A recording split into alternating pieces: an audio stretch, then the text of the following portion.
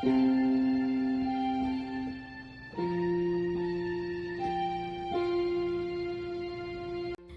magandang gabi po sa bawat isa sa atin at sumaating nawa ang kapayapaan ng ating Panginoon. Basahin po natin unang Korinto chapter 13 verse 11. Noong ako'y bata pa, ako'y nagsasalita, nag-iisip at nangangatwirang tulad ng bata. Ngayong ako'y mayroon ng sapat na gulang, iniiwanan ko na ang mga asal ng bata. Kung kayo po ay aking tatanungin, paano niyo po ina-assess ang inyong sarili? Masasabi niyo po ba na kayo po ay nasa estado pa ng isip bata? O kayo po ay nasa sapat na gulang na? Napakahalaga po na ito ay ating kilalanin sa ating mga sarili. Sapagkat bilang mananampalataya, ito ang inaasahan sa atin ng Panginoon that we have to be matured as Christian. We have to be matured Christian. Na tayo ay lumalago, tayo ay umuunlad sa ating pananampalataya, na nasa edad na tayo ng sapat na gulang, subalit ang ating isipan, ang ating pangatwiran, ang ating pananalita ay nasa katwiran pa rin ng pagiging bata. Anong ibig pong sabihin? Ang bata ay childish, no? Na kung saan lahat ng kailangan niya, lahat ng isipan niya ay nandoon pa yung kababawan, nandoon pa yung kasimplihan, pagiging payak, no? Na kung saan ay nauugma sa kanyang edad at sa kanyang panahon. Pero bilang mananampalataya, na maaaring tayo bilang mananampalataya, bata pa tayo. Hindi po tayo pare-pareho ng level ng pananampalataya. Yan po ang dapat nating maunawaan.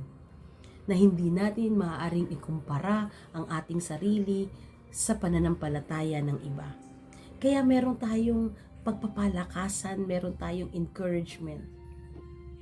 Kaya kailangan nating magpanalanginan at kailangan natin ang kilos ng banal na espiritu upang tayo sa ating buhay Kristiyano ay maging appropriate, maging ugma, maging ayon ang ating kaugalian, ang ating pananalita, ang ating isipan sa pagiging Kristiyano natin, no? Sa pagiging adult natin.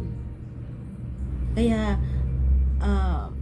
hindi pwedeng yung teenager, adult, no, ay iinom pa ng milk sa bote, 'di ba? Kaya dito ipinapahayag yung spiritual maturity. Kasi nga may mga bata pa spiritually. Pero kailangan natin silang unawain. Gayunpaman sa ating pang-araw-araw na pagpapasako sa presensya ng ating Panginoon, sa pamamagitan ng panalanginan, sa pamamagitan ng pagsamba, sa pamamagitan ng Bible study at mga gawain ng ministeryo na magpapalakas sa ating buhay, nagmamature tayo spiritually at na-emphasize ang kapangyarihan ng Diyos sa atin, na-emphasize ang gawa ng banal na Espiritu sa ating buhay. Yung mga hindi mo kayang gawin noon, nagagawa mo na ngayon.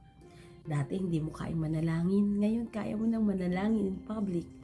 Dati takot na takot kang magbasa ng Biblia. Hindi ka confident magbasa ng Biblia. Pero ngayon, kaya mo nang magturo ng Biblia. Marami pa sa biyaya ng ating Panginoon. Kaya yung pagiging bata ay hindi ito bata na literal, kundi makita natin mula sa pagiging bata spiritually, nagmamature tayo hanggang tayo ay lumago at lumago sa biyaya ng Panginoon. Kaya anong sabi? Ano ang ginagawa ng mga spiritually matured? Iniwanan ko na ang mga asal ng bata. Iwanan na natin, mga kapatid, huwag natin balikan yung mga ugali na magpapahina sa ating buhay spiritual, buhay pananampalataya. At ipanalangin natin sa Panginoon na tanggalin ang lahat ng ito. Ang bata, konting kibot, away, bati.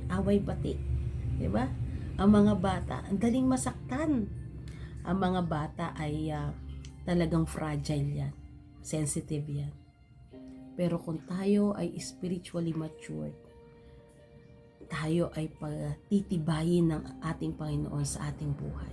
Palalakasin niya ang ating pananampalataya upang anumang mangyari, anumang kaharapin natin, anuman ang mga hamon at mga struggles na dumating sa atin, titindig tayo sa kapangyarihan ng ating Panginoon. Kaya sa oras na ito, mga kapatid, let us assess ourselves.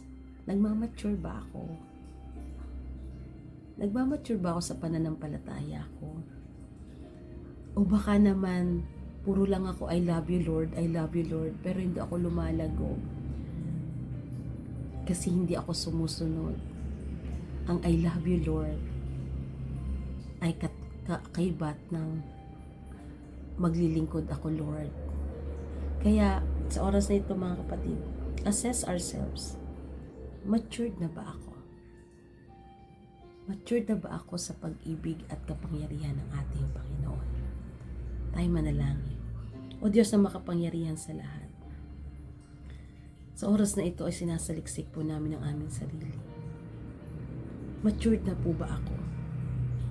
Tulungan mo po ako, Panginoon. Tulungan niyo ang bawat isa sa amin na lumago sa pananampalataya, lumago spiritually. Patatagin niyo po kami anumang struggle at hindi kami maging matampuhin, hindi kami maging maramdamin, hindi kami masyadong mapag-isip sa aming kapwa, kundi higit kaming magtiwala at ituon ang aming paningin sa inyong kalwalatian at maghari ka sa aming buhay. Kami ay gawin mong pagpapala at iwanan namin yung mga asal bata, kundi kami ay sumunod upang lumago sa biyaya ng inyong pag-ibig.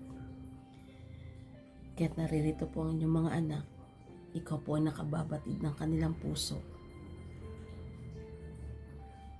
Ikaw po ang nakababatid ng desire ng kanilang isipan at ng kanilang puso. O Diyos, let your will be done. Mangyari nawa ang iyong dakilang kalooban para sa iyong mga anak. Salamat po sapagkat sa mga simpleng bagay sa maikling panahon ng aming pagbubulay-bulay ay nangungusap ka po sa amin. Purihin ka o Diyos tong aming dalangin sa tanging pangalan lamang ni Jesus. Amen. Amen. Mga kapatid, be matured spiritually in the name of Jesus. God bless everyone.